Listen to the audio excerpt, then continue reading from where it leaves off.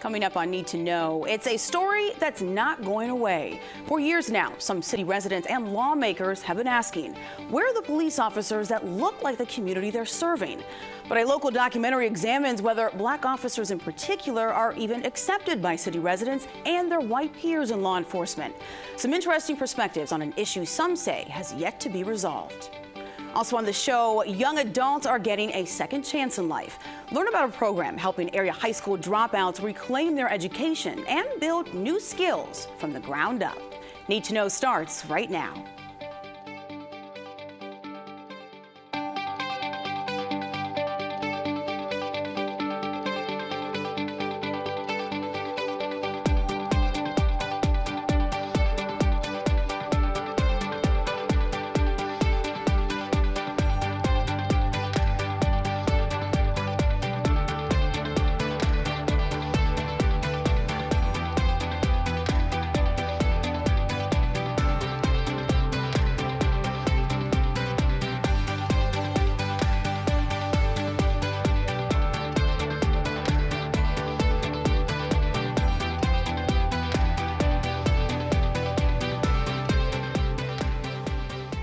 If you caught the recent Democratic presidential primary debate, then you likely heard Bernie Sanders discuss this issue: diversity, or a lack thereof, in law enforcement. You can't escape the topic. It's a problem in Chicago, Seattle, Poughkeepsie, Binghamton, and a host of other cities. And some residents and local lawmakers will tell you it's an issue in Rochester, too. And exploring what you might call an ongoing challenge, I learned about a local documentary that goes inside the Rochester Police Department, looking at issues of race and diversity. It examines how black officers in particular are perceived not only by their white peers, but also the community they're serving. So today we're taking on these topics and more that are fueling the current diversity debate in law enforcement. Joining me for the discussion, John McCluskey, professor and graduate director of the Department of Criminal Justice at RIT, Lieutenant Mark Simmons of the Rochester Police Department, and the filmmakers behind the documentary Too Blue to Be Black, Too Black to Be Blue, Mikhail Gerstein and retired RPD Patrol Sergeant Marvin Stefferson. Welcome to all of you. Thank you. So I want to focus on a couple key issues within the film to really anchor this discussion today. So let's continue by starting with the why. Briefly explain for me, as the filmmakers, why this documentary had to be made.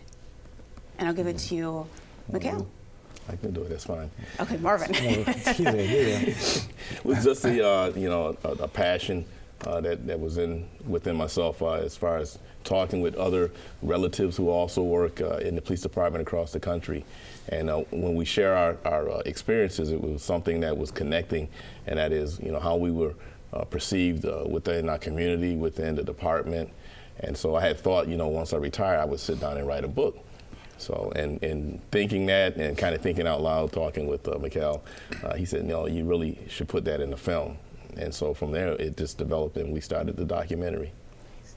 Well, there's quite a dichotomy here because a racially diverse community within the city of Rochester is asking for more diversity on the force with officers that look like the community that they're serving. And yet questions are being raised in the film as to how officers of color are perceived and are they trusted and valued by this community, in particular the African American community. So there's some dialogue about this very topic in the film, and we've got a clip featuring you, Marvin, in addition to a fellow officer at the time explaining this a bit more. So we'll check this out. If you're policing inner city, majority of folk that you're going to step out with are black or Hispanic, then you're automatically behind the 8 ball as a white officer, because no matter what you say or do, you're probably going to be perceived as the man trying to keep us down. And then if I come in as a black officer and say that, then I'm, Uncle Tom, and, I'm not really black. I have seen several times when white cops are actually more accepted by the community than black cops are. I think the reason being is that the assumption is made that regardless of where a black cop grew up or what part of the world he may have come from, that if he's dealing with the black community and they're doing something, they being the cop is doing something the community doesn't care for so much, that he has turned traitor against his people. So policing and racism have a history together.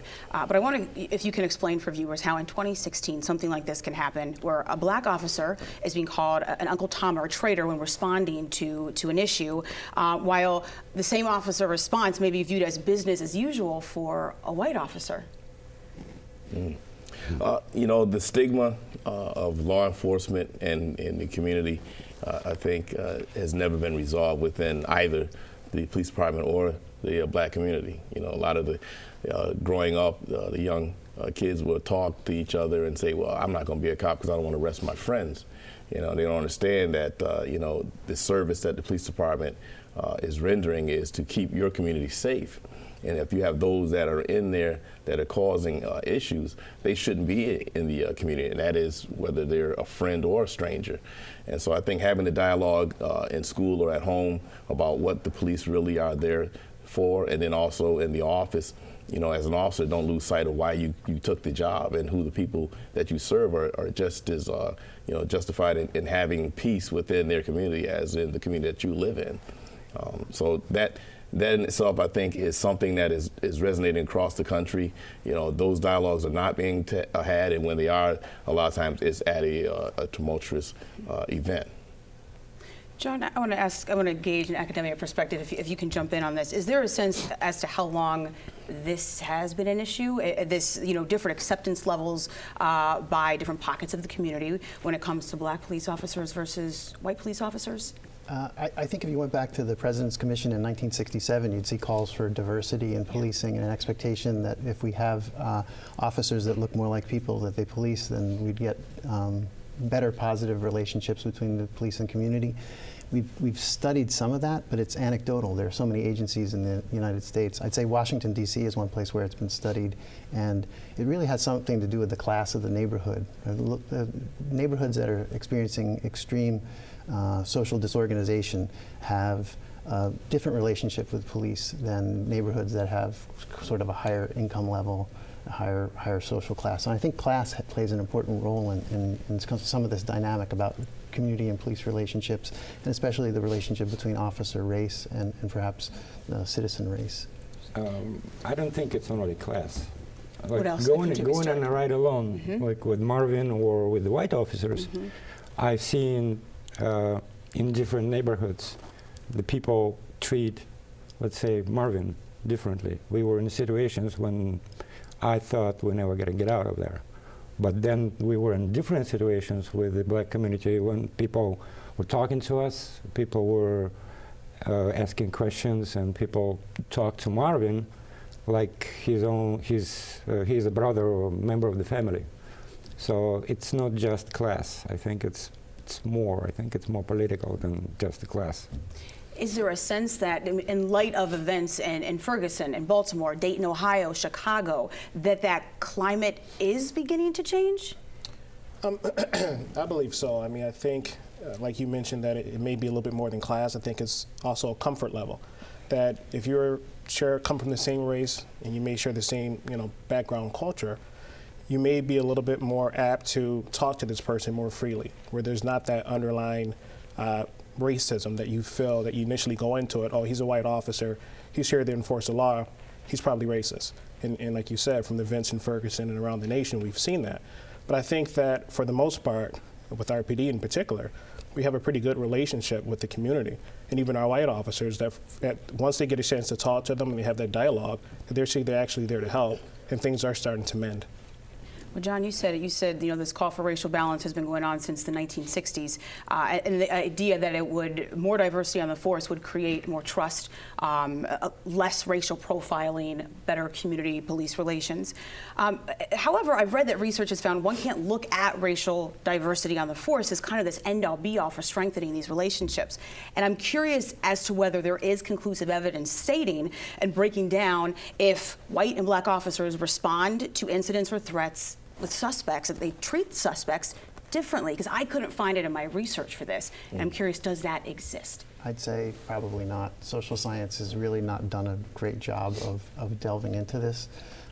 What we have is basically systematic research that's anecdotal. We have some evidence from Cincinnati that perhaps black officers are more likely to arrest under similar situations compared to their white counterparts. But that is one piece of evidence from almost 2 decades ago. Contemporary policing is changing. It's different. The problems in cities are a little bit different than they were in the 1990s, and I don't think we have any research that we could point to that will answer that question in the contemporary environment. We need to remember, if I may, the police department, it's like a state inside of the state. So it has its own rules, own laws, and relationships between the members. To get inside, to get that research, I think it's going to be very hard. It's probably close to not possible at all. So for me personally, to go on ride-alongs and be in that kitchen, and at some moments I thought, oh, I'm in. But no, I'm not. I wasn't. I was allowed to go in to the certain point, to shoot, to interview people, to be on the street, but I wasn't inside. So to get inside, to get that kind of research, I don't think it's possible. It comes from police. I read a quote by a black sheriff's deputy out near San Francisco, and he said, I feel like you have to prove yourself on every level. You have to prove yourself to the black community. You have to prove yourself to all of your coworkers. You have to prove yourself to society. So that ties in another question that was raised in the film. Are African American officers accepted among their white peers? Marvin, you said when I watched the film, there's a brotherhood on the force. And regardless of color, if you get a call, you're there and you're there to respond. So I want to know if that's the case and if this brotherhood exists, then explain to me why it was important to dig in within local law enforcement to examine race and racism.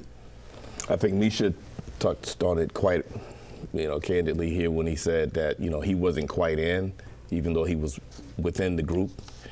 There is a level of acceptance or lack thereof, to be honest. And so, yes, we were allowed to be a part of the police department. You have like Captain Price, who paved the way for us to get integrated into the was the very first black officer first in the RPD. Black officer in Rochester, and I had an opportunity to interview him for this documentary, and we had some conversation. But again, the reason why I put this into motion was the fact that there was still that level of, okay, you're here, but you're not all the way here. At any given time, you can say or do something that's going to put you on the outskirts. Okay, and so the cop culture, much like the American culture, we weren't originally a part of the police department. We weren't originally part of America. So now there is still that acceptance and that trying to find a place for us. And so we go out and we do the job, and there's that narrative that we have together as far as standing on the blue line and serving and protecting. And so the same challenges that we have as far as trying to enforce the law, those things we don't waver on. But still, when you sit down to eat, you're going to probably sit down to eat with somebody who looks like you, and they have the same family values and conversations and whatnot. When you're off duty, you're probably going to spend time with the same ethnicity. There may be some intermingling, but it's only if those that choose to, that have either that cultural competency, are going to allow you in. And the other ones will keep you cautiously to the distance, and that's how your career will go. And so that's why it was important to do this. John, Mark, I don't know if you want to add. I'm curious as to how does that impact something when it comes to overtime, when it comes to promotions and that sort of thing. Well, I think that when it comes to promotion, for example, a lot of times people aspire to what they see.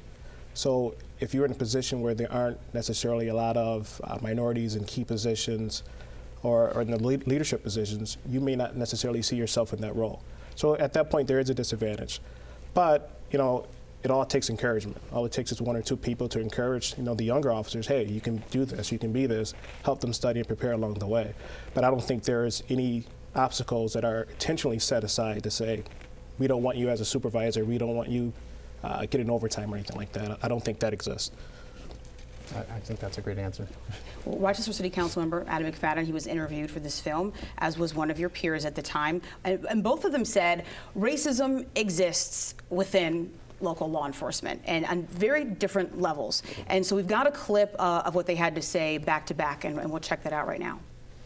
There's definitely racism in the department, very institutionalized racism. When you look at promotions, opportunity to serve on things like tactical and things like that, that they don't get the same opportunities as everybody else. When you look at our hiring practices, the fact of the matter is that the test really is not that hard, that we've systematically eliminated people of color for very minor offenses when those same offenses get weighed for white officers or white recruits. I mean, we have a lot of stuff going on. And I wouldn't say it's just Rochester, there are other places that have similar history. Please don't take this the wrong way, because I absolutely love the guy that was picked up as a result of this. But when my academy class started, we were one day into the class and somebody dropped out. So they were replaced with a black man. About 3 months later, we were all standing around comparing our scores on the civil service exam. And every single white officer in the room had scored 100 on the civil service exam. And when we asked the fellow who came in as the replacement, this black man, what he scored, he said, I scored a 73. I had two very close friends who had also scored 100 on the civil service exam who weren't even looked at. Now, at that point, I was really pretty livid, because my understanding was the exam was put in place to provide the best possible candidates, and yet we were overlooking people who had tested out as being the best possible candidates in order to balance the color scale. That's racism. I've heard both arguments raised around the country. They bring up valid points that would seem to only, I think, lead to resentment and further perpetuate this problem. So I'm curious, and I'll ask you this, John, based on these two different perspectives, what do we need to know about? What needs to take place when we hear these two very different things? What is that telling us? I think we have to have some middle ground because they seem like they're incompatible. Right, that one is very individual oriented, the other is sort of collective. The community police, the community desires a police that's reflective of the community. And I think from what I've seen in Rochester, the police department in recent years has started to push for trying to get more penetration into the community and spend time, I think the deputy chief has spent time in local colleges and trying to get kids in high school involved in public safety. I think the fire department does that as well. And I think those kind of outreach programs are in that middle ground of trying to bridge this gap. But it is, I saw those two and I felt the same way as your question, which is how do you do this? And it's a really difficult thing to do. Politically, and in an organization, it's going to be very slow to change, right? The organization has 730 officers, and we only recruit a few officers every year to change the composition of that department as well. I have to ask, how do Latino police officers tie into all of this? Because I would imagine to a certain extent that some of these questions raised in this film could also be applied to them as well. Well, I guess to answer that, again, you have to go back into the mainstream culture and see how Latinos and Latinas are, integrating in workforce or in society as a whole. You have some, depending on how light or dark you are, may identify more with, because that's the group that you're grouped in with. Okay, and if you're lighter and the hair is straighter and you're able to pass, then you're more accepted in this, and so. It comes the same thing into the police department. If you really hold to your Latin culture, and depending on who you're working with, they may not accept it, and they put you off into the corner with the African Americans again. Wherein if you assimilate to cop culture and what the police culture was originally, male white, then you're accepted. And some Latins don't acknowledge their heritage when they come on a job. And that's a problem. No, and I would also disagree a tad bit with the point that Lieutenant DeBelka made in the clip you showed, that we kind of equated the higher score you get in your exam means the better officer you're going to be. And I disagree with that. I think that the exam score definitely is important, and it shows your aptitude of knowing the penal law system, the V&T, but it's not the end-all be-all. It doesn't necessarily say that you're going to be a good cop because you had a great score.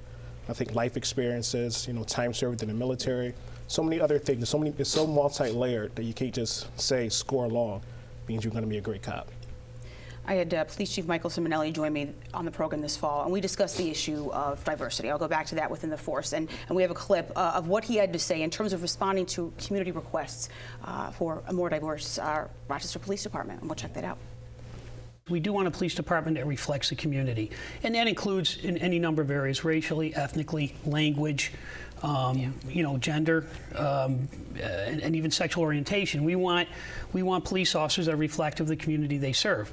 On the other hand, we have a very good police department now, and we don't want to lose sight of that. So while we're trying to increase the diversity of the department, I want people to become more comfortable with the department they have today, and that's a lot of what we're trying to do. Now, having said that, we've really put an effort into recruitment over the last 3 or 4 years. If you go back, really going back to about 2011, 2012 time frame, every class we put in the police academy has either been close to or over 50% minority, and minority representation in those academy classes. We're really making, and not only are we making an effort to do, to increase our minority representation with new officers, we're really trying to be more open to career development opportunities for everyone in the department, and to try to be as inclusive as possible, so that all officers have a fair chance to rise through the ranks. We do have a graphic of the racial breakdowns of the past 5 recruit classes for the RPD, most recent being 2015, for viewers to check out. And I want to get a sense in terms of, based on what the chief said and showing the increase in numbers just a bit, what's the likelihood that the community will be satisfied with this, and what type of impact, influence ultimately do you think this can have? Well, I think the community would definitely be satisfied by the increase of diversity in the law department, the police department. It's for the points that we said earlier. You're more familiar with different culture experience that you share with. You're going to be more apt to have a better relationship with that person from the initial introduction. So I think it's a positive thing that we're looking towards diversifying the police department. At the end of the day, and I know we'll have to close, does the race of a police officer ultimately impact making our streets safer, or is this more about a collective unit coming together? What, if you can answer that quickly, I know we don't have much time left, but what are your thoughts? I think that the educational piece is key. You have to have that diversity of experience and exposure. Some officers come on the job and it's the first time they've actually intertwined with anyone that's other than their own ethnicity. So integrating before you become a law enforcement officer is a big piece. Well, several perspectives for our viewers to contemplate when it comes to this issue, and a special thank you to my guests, Marvin Stefferson, Mikhail Gerstein, Lieutenant Mark Simmons, and John McCluskey. I appreciate you joining me for this conversation. And you can learn more about the local film, Too Blue to Be Black, Too Black to Be Blue, online. Just go to tb.filmmachine.com. And in full disclosure, filmmaker Mikhail Gerstein is also a senior operations technician here at WXXI. Well, at any given time during the year, you can find young adults sprinkled throughout the city of Rochester building homes for low-income families. Many of these young home builders are actually students from the Urban League's Youth Build Rochester program. Youth Build was launched through the National Urban League to help disadvantaged high school dropouts between the ages of 18 to 24. While getting construction training and certification is just one goal of the program, the mission certainly does not stop there. Check out more on this week's American Graduate Champion, the Urban League's Youth Build Rochester program.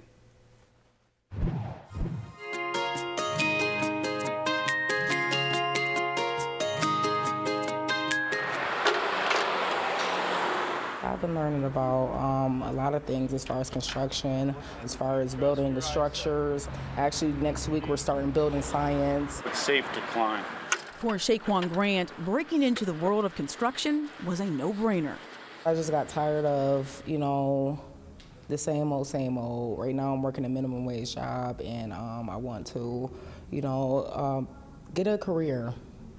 The single mother of 2 said she had been trying to go back to school for quite some time. Then she learned about Youth Build. The program, approaching its 20th year in Rochester, credits itself for giving students a second chance. The majority of our students have dropped out of high school or left high school for many different reasons. And we're trying to work with them to figure out what didn't work in high school and how we can expand on that and find other solutions that may work so they have success in our program and they don't run into the same barriers that they had when they were in high school. Youth Build Director Mubarak Bashir says after getting through a rigorous admissions process, about 25 students out of 200 are selected for the 9-month program, with at least 25% of them being women. Participants receive leadership development, high school equivalency diploma classes, and construction training and certification. But it's the hands-on experience of building a home from the ground up that students call invaluable. I would like to work on my house. That's my main reason for taking up the program, because me and my twin sister, we own a house, and I would love to work on it and, fix it up the way I would like it to be. At the end of the program, not every student has plans for a career in construction. But Mubarak Bashir says Youth Build is about building self-motivation within students and helping them navigate through the system so they're pursuing their interests, whether that means college, the military, or a job. Shaquan Grant says her newly learned construction skills will come in handy. But she's now set her sights on another dream. My plans are to attend college. I would love to go to college for a career in human resources, counseling young children who have troubled homes and things of that kind in schools. I want to start off with the younger children because they're the future.